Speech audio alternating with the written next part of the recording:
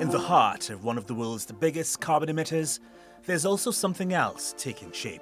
A renewable energy push that's growing fast. The United Arab Emirates has one of the biggest carbon footprints per person, but that's not the whole story. We and the UAE are going to be the exemplary producer, but also achieve all the sustainability goals. Coming up, we head to Abu Dhabi, host of the world's premier renewables conference, where leaders point to real gains in wind, solar, geothermal, and bioenergy. Renewable energy is accelerating.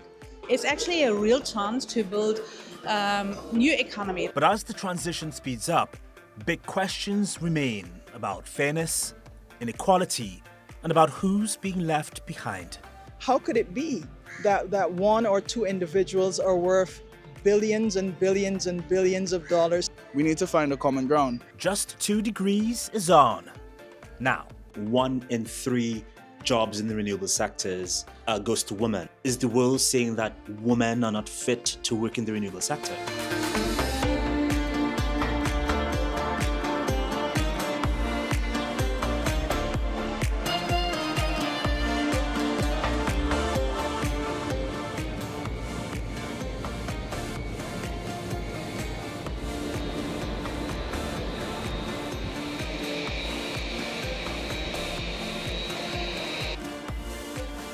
This is Abu Dhabi, the capital of the United Arab Emirates, which rose from the desert on oil and now wants to be known for what comes after it.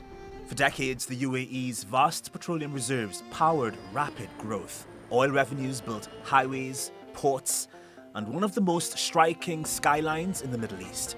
But today, Abu Dhabi is trying to tell a different story. Just beyond the glass towers sits one of the region's most iconic landmarks, the Sheikh Zayed Grand Mosque, a symbol of faith, heritage, ambition, and a reminder of how tradition and modernity coexist. الزائر ليرى العمارة الأندلسية والعمارة الفارسية والعمارة الفاطمية دون الذهاب إلى تلك الأماكن بإمكانه أن يأتي إلى جامع الشيخ زايد الكبير فيراها في مكان واحد. In recent years, the future of the UAE has been increasingly tied to energy, but not just the fossil kind. Abu Dhabi now hosts global climate talks, renewable summits, and clean energy negotiations, positioning itself as a power broker in the energy transition. Just outside Abu Dhabi lies Masdar City, one of the world's most ambitious experiments in low-carbon urban design. A planned city built around solar power, electric transport, and energy-efficient buildings.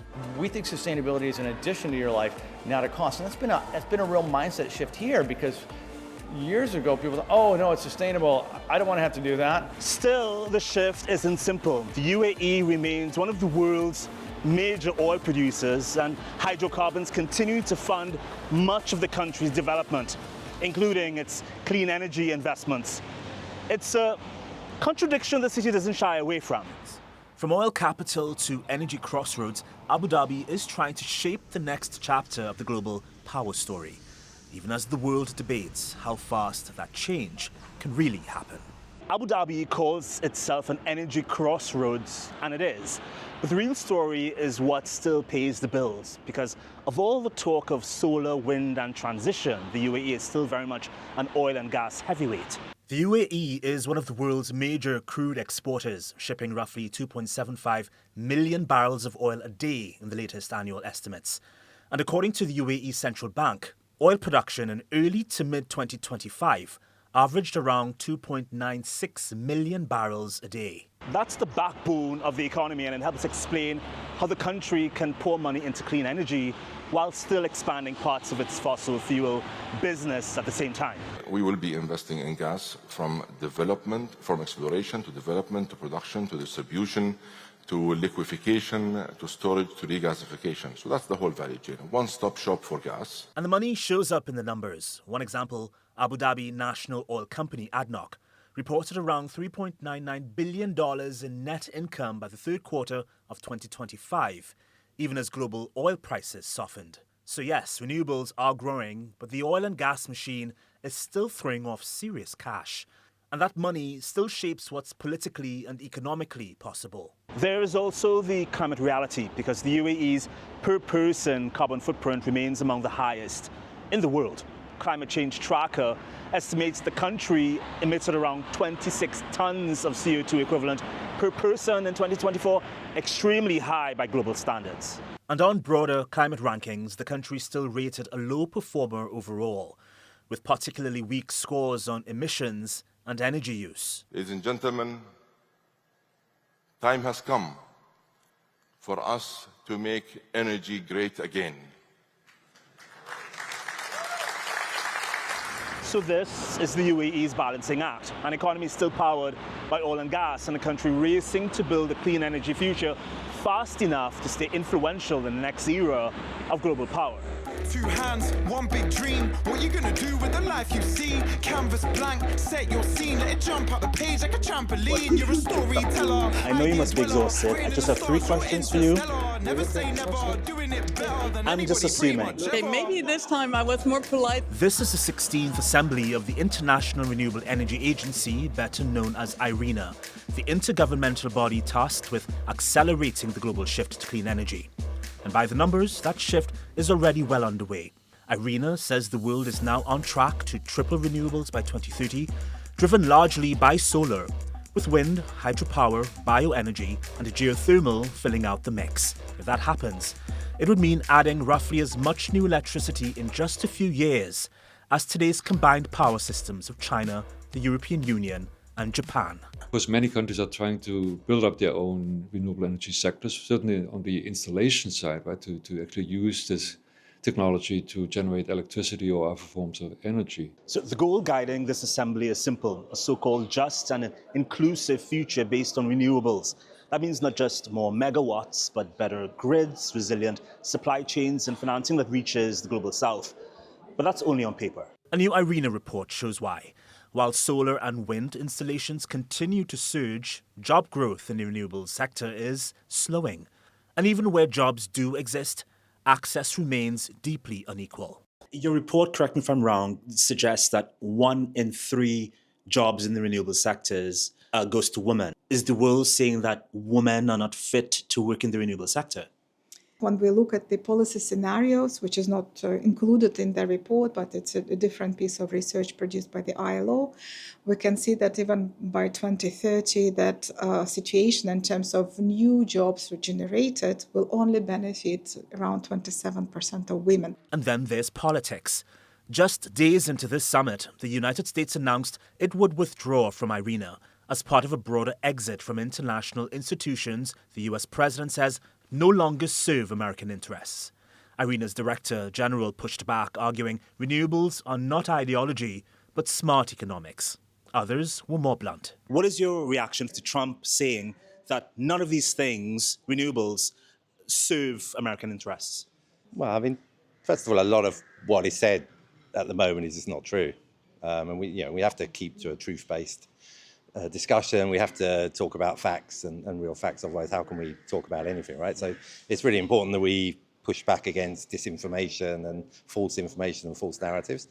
Renewables is by far the most economical, competitive source of power in nearly everywhere in the world, and that's shown by the fact that people want to do it, and it's winning market share. It's also interesting, even in the US, we're doing very high amounts of wind and solar.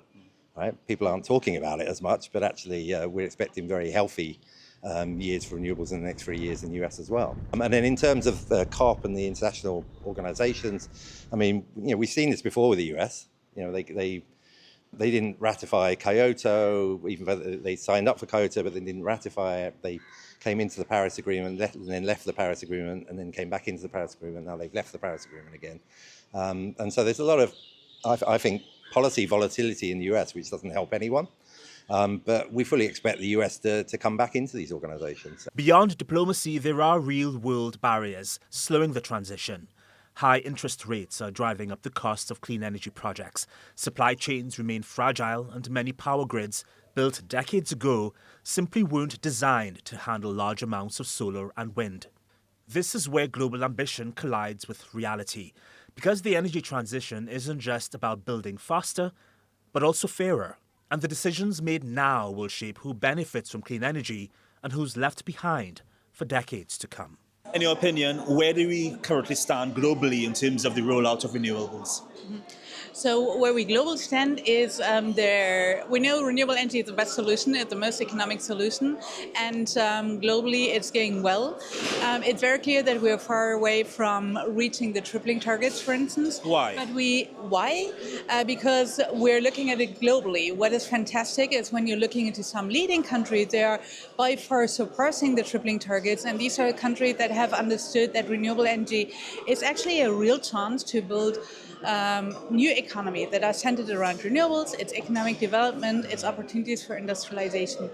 Unfortunately, we still have lots of countries that are holding back basically because they are stuck in the past in a fossil fuel-based economy, and they desperately try to save their industries and economics that have been centered around this. Are they stuck in the past, or are they all about their country first before any others? I think, let's be really honest, energy is not only about energy, right? It is driving the economic part, but energy is also power. And as a result, what we're observing today globally and regionally, is exactly this power part. And these countries are partly, and I do think, how do we, this is basically where we see that our strategies on energy are not only strategies on energy, but they are strategies on peace and how we work together as between the countries, between the economy, between people. And unfortunately, we do see for the moment that there are some governments that are not seeing the chance of renewable energy being an opportunity to also build more equitable societies. You're very polite, because other people might be a bit more blunt in saying that this, as you mentioned, is a power dynamic, and there's a deliberate attempt to remain at a certain level of power while holding others at your behest. I mean, okay, maybe this time I was more polite than I'm normally, because yesterday in the room, basically here at the Irena General Assembly, I clearly said, it is not only a question about fossil fuel versus energy and renewable energy and sustainable energy. It is a question about the world order which is in place, and also reshuffling of it. The reality is, and I think this is a reality, and it creates real opportunities. Fossil fuel exists in some countries. Lots of countries are importing. Renewable energy is a resource that exists everywhere in the world. Renewable energy can be owned by citizens, by cities, by companies. And this obviously changes the governance, not only the energy governance. And some heads of states might not like such an opportunity for democratization. For years, global leaders have talked about the democratization of energy, cheaper renewables, shared technology, power in the hands of people, not just states. But behind the scenes, not everyone wants that shift. Some countries fear losing control, influence, or profit. And the risk is this: if the energy transition stays locked behind borders, patents, and power politics, entire regions could be left behind, turning a global solution into another global divide. It's always important, I think, for the Caribbean region, particularly, we can say SIDS, but the Caribbean region particularly, to have an input on these matters. We are not necessarily the strongest players in the global economy or the global social issue landscape. So whenever we get these opportunities, I think we have to take full advantage of it. We as a state, we are going to continue in our politic of improving the generation from renewable, also promoting the less dependence on fuel oil generation. So I think every state gonna have to make a decision whether it's the better way to go on the energy generation. Your contributions here at the Irena Summit highlighted the inconsistencies, or rather what small island developing countries are faced with in transitioning to renewable power. Infrastructure is one, access to finance, of course, is another. Irena released a report that suggests that technologies do exist, but how do we make it so that small island states can actually access what's available out there? So you started with a difficult one first.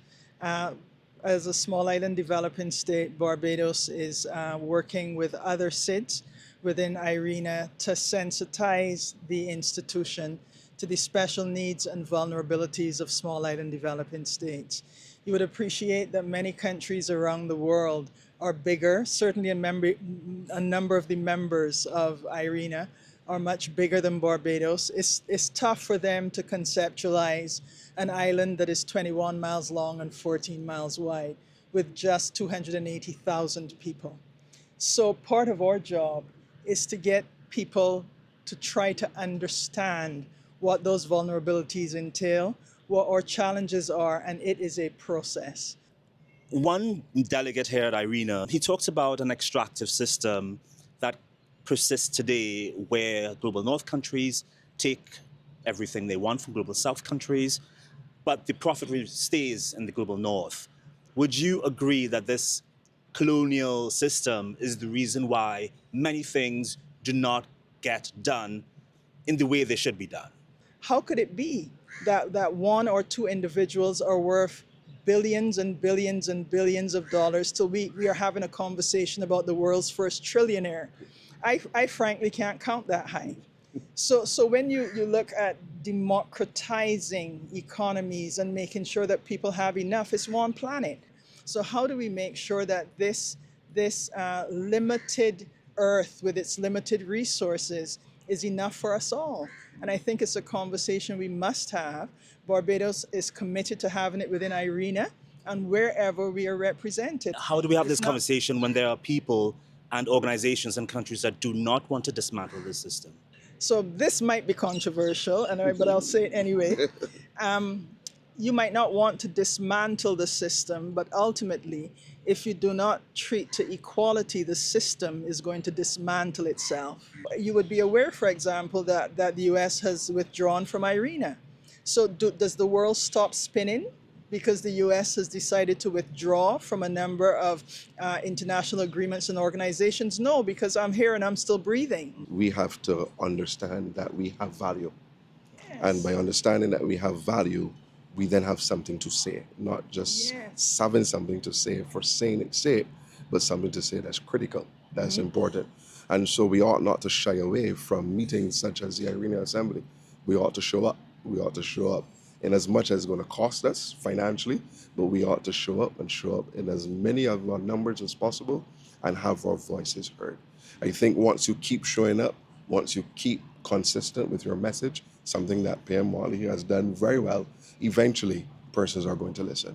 Let me just preface this first by saying I'm not meaning to piss you off or get any irate responses from you. This is based on the discussion I've had with people I can't name, organizations I can't name. On the topic of value, small islands like Barbados presumably have no raw minerals, rare earth minerals to contribute to the transition to renewables. The one perspective that the world sees is that there is a consistent demand for climate finance, justifiably so, because islands like Barbados suffer drastically from the climate crisis, which obviously they did not contribute to for the most part.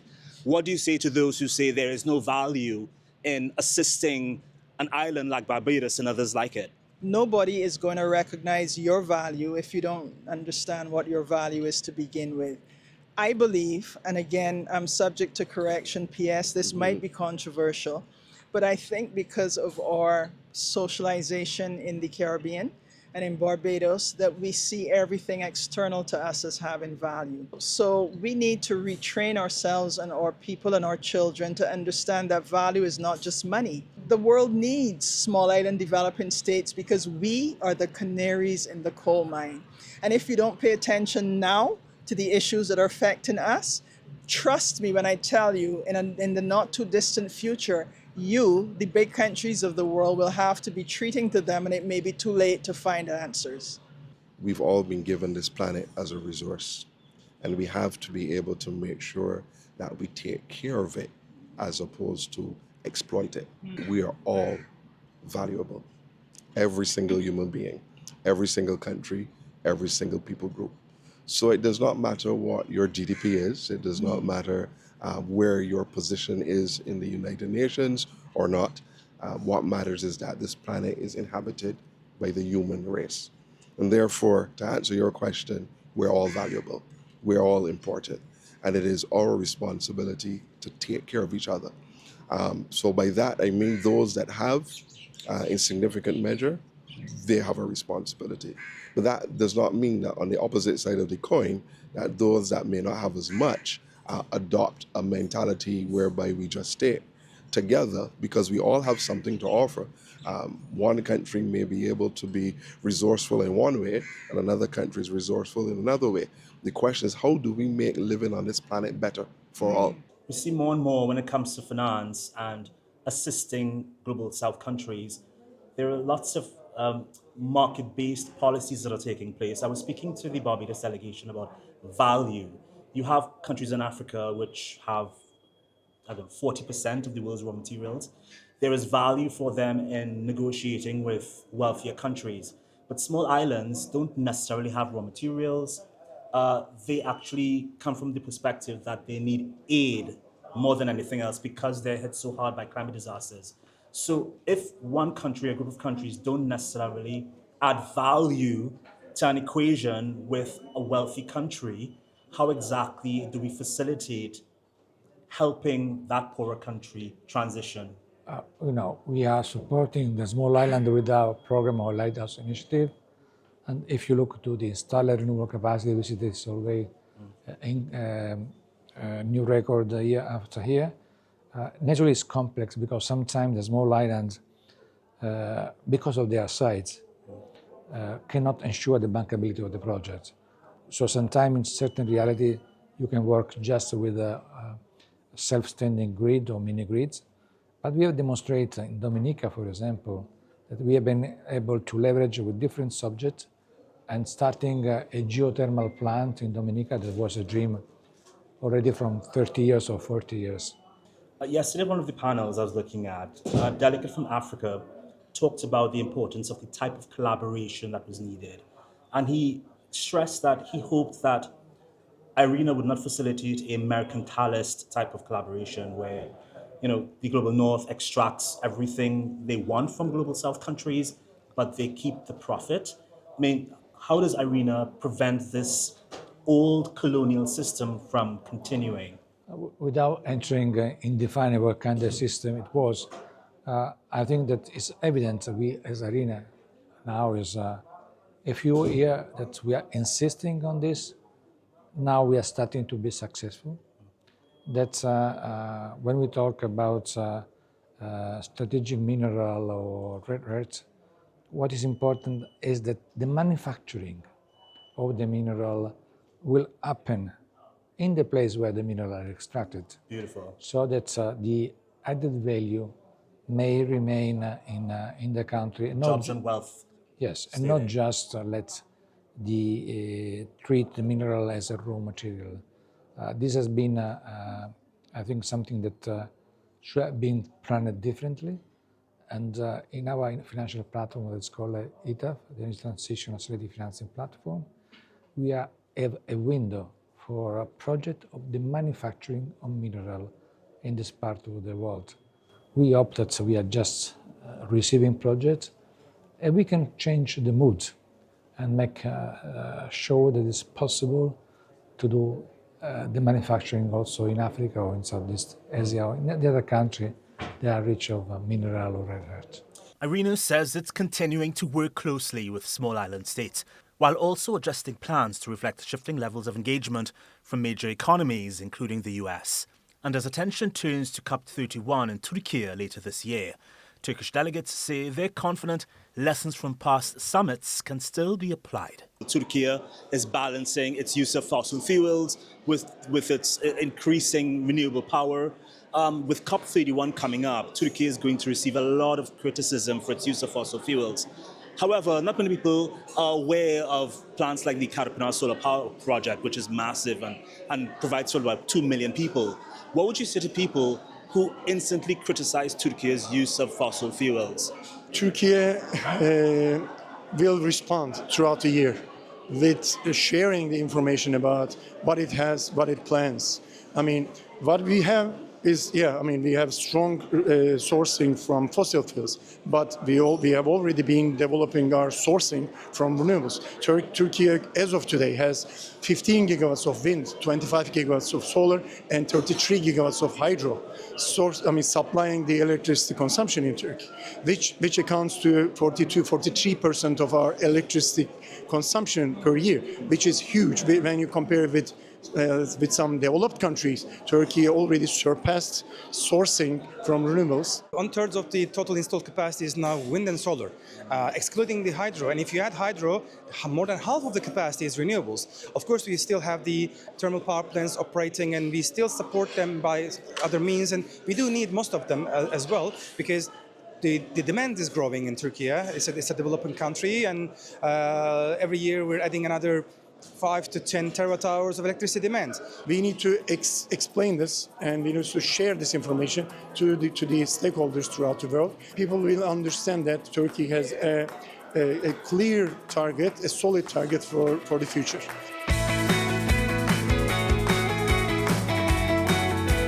That's our show. One of the world's biggest renewable energy summits, hosted by one of the planet's biggest emitters. It's clear the energy transition isn't simple, and it isn't equal. There is broad agreement that the world must transition. The real debate is over who goes first and who helps whom get there.